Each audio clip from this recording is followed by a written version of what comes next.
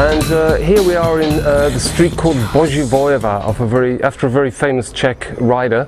It's a very great street. There's about 20 pubs in this street and a couple of bordellos, not to mention sex shops and various other disreputable establishments. Anyway, this pub here, Nad Viktorko, Hospodka Nad Viktorko, is actually the place where Pratajev met his love Ludmila. Ludmila was working here one night when Pratajev was very, very drunk, head on the table, totally drunk. Pub was closed, the lights were put out, and Ludmila seduced him. Or I should rather say she heaved him across her shoulder and kidnapped him and took him upstairs to her flat up here. And this is where the story really gets interesting. This is where the father of Jáda Švec was conceived, in this room up here above Nad Viktorko. And we're going to go inside now, and I'm going to read a little bit from Professor Bulbacek's book, A History of the Republic of Žižkov. So, here we are inside the Nad Viktorko pub, the very pub where Ludmila was working as a barmaid, over there on that bar. Could you show the bar, cameraman, please? Yes, that was where Ludmila was working the night she met Pratajev. Pratajev was sitting here, totally drunk, depressed from his medical work, the terrible things he saw. And it came to be closing time.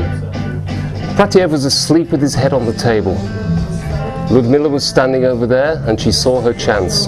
And I'm going to read from Professor Bulbacek's book now. On the night in question, Pratajev was particularly the worse for wear and continued to sit with his forehead on the table long after last orders had been called and the lights turned out in the bar. Finally, only he and Ludmila remained, and seizing her chance, she locked the pub door, heaved him across her sturdy shoulders and carried him upstairs to her bed. From the condition he was in, it might seem surprising that Pratajev was capable of performing even the most basic of amatory functions. However, Ludmila Kvasničkova was experienced in the arts of love and refused to accept defeat. And finally, after many false starts, the fateful deed was accomplished. I think that's a beautiful passage from Professor Bulbacek's book, True Love, Pratajev and Ludmila.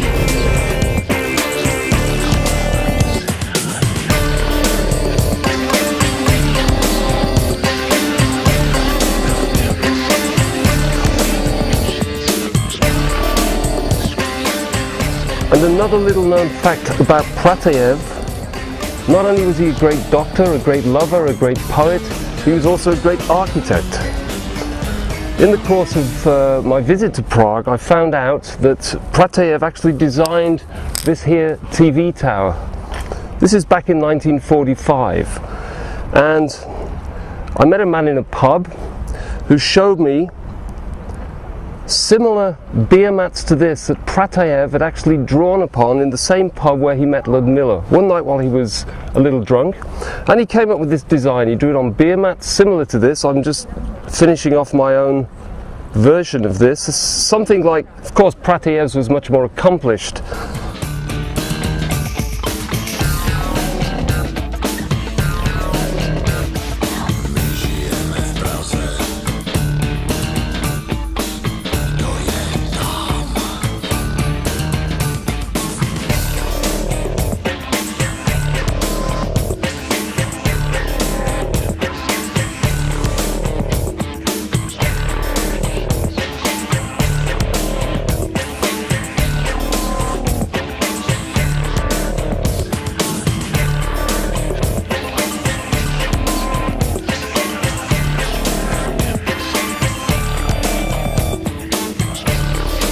I can't describe the feeling I get walking along these Žižkov streets, knowing that once Pratajev himself walked the same streets.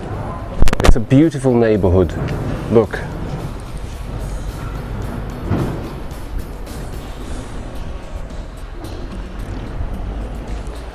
Žižkov.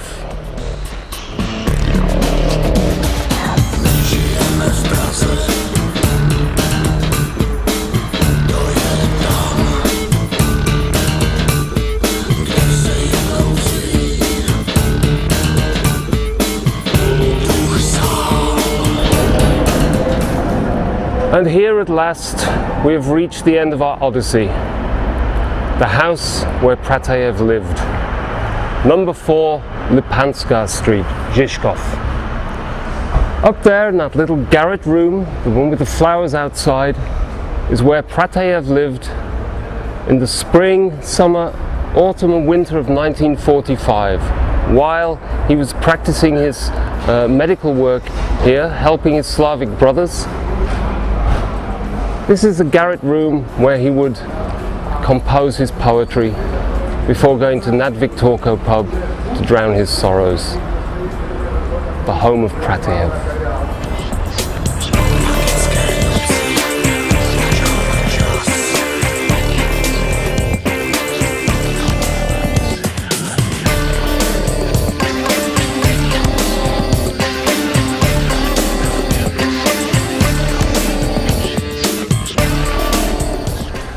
I'm standing now on the hill of Vitkov, just above Žižkov, and behind me you can see the mausoleum that was designed for the communist leaders of Czechoslovakia. Only 2 of them are buried there, Gottwald and Husak, because something happened, and it was supposed to last 1,000 years and to house all the communist prime ministers ever after, but as we know, these great plans don't always work. And to my right you can see the equestrian statue of the great Bohemian general Jan Žižka. Žižkov is named after him, who fought successfully against the Habsburgs in 1420 to defend Prague against the forces of the papacy and the Habsburgs. So cameraman, if you could just track up and show this wonderful statue of Jan Žižka sitting on his horse. Jesus Christ, that horse has got the biggest set of balls I've ever seen in my life. Whoa. Wonderful.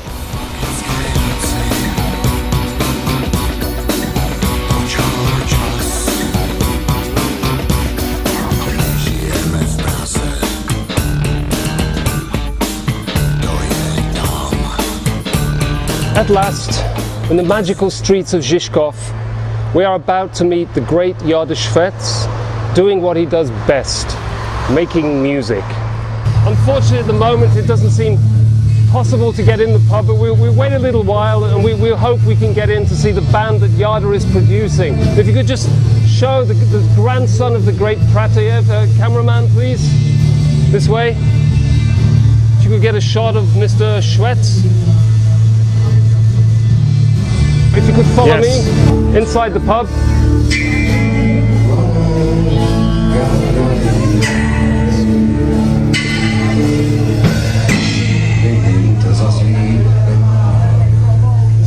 Somewhere down there.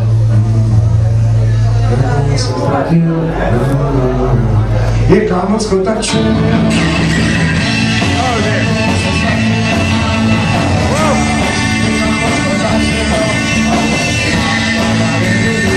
Somewhere in this crowd is the grandson of Pratajev. Where exactly is hard to say. And we said if we wait until after the concert.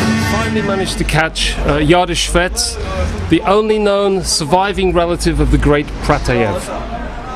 So Mr. Švec, for all our viewers, is it true, as Professor Luboš Bolbacek says in his book The Republic of Žižkov, the history of the Republic of Žižkov, that you are in fact the grandson of the great Russian poet Pratajev? Yes, it's true. It was my lovely grandfather.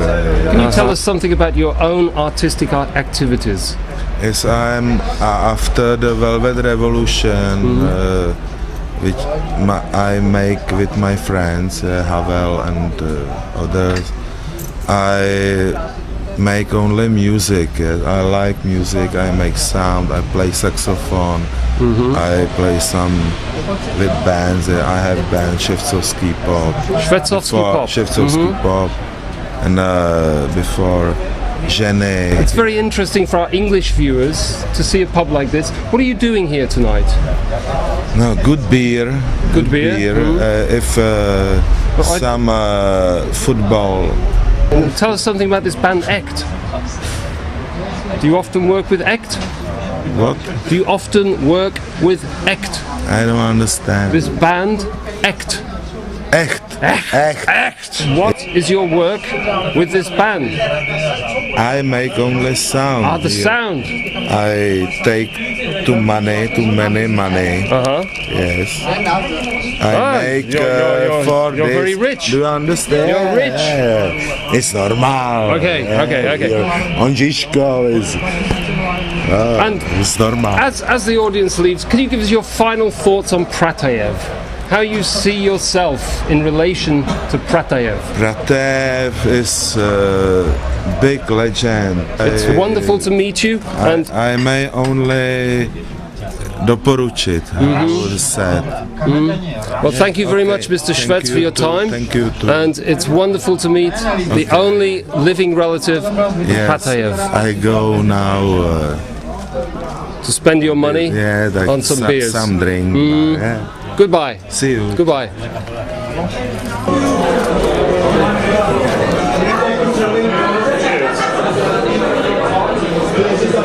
I must visit the toilet.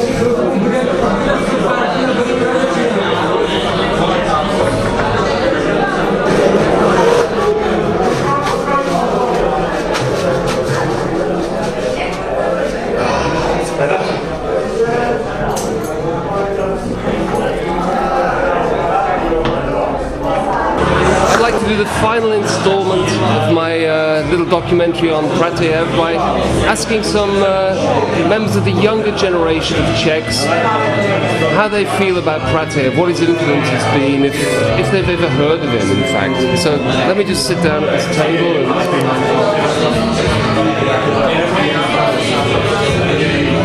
excuse me, sir. Excuse me. It's Charles Coburn from BBC Culture on the Cheap. We're doing a little program on the great Russian poet Pratajev.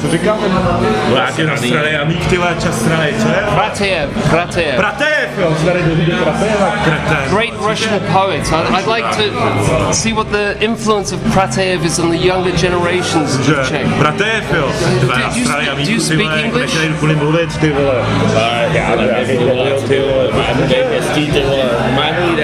Jsi říkal? Pratajev. Já vůbec zajímají hovno, Pratajev, nech nějak skryt tady chlastat, ty vole, neuvěřitelný. I'm sure you've heard. Listen, I'm doing a program on the great Russian poet Pratajev. Co ti jde, kurva? O co ti jde? O co ti kurva jde? I just want to know your thoughts on Pratajev. Ale jdi do prdele, vole, jako máme jít věci na práci, do hajzlu, ty vole. Made him seem a little disturbed. Vole. Co? Things aren't going Poslední well. možnost, ty vole. Nestav se do nás. To je všechno v peči, ty vole.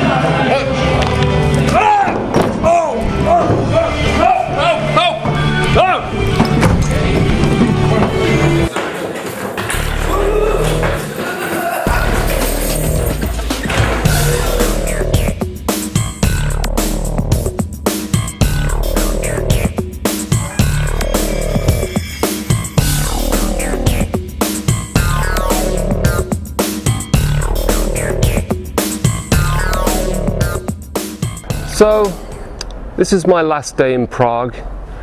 It's been a very interesting and rewarding visit. I feel like I've come into contact with the soul of Pratajev while walking through these wonderful Žižkov streets. Maybe one day I will come here again. It's a beautiful place. This is Charles Coburn reporting for Culture on the Cheap in Prague, Czech Republic, on Pratajev. Oh, Jesus! Ugh.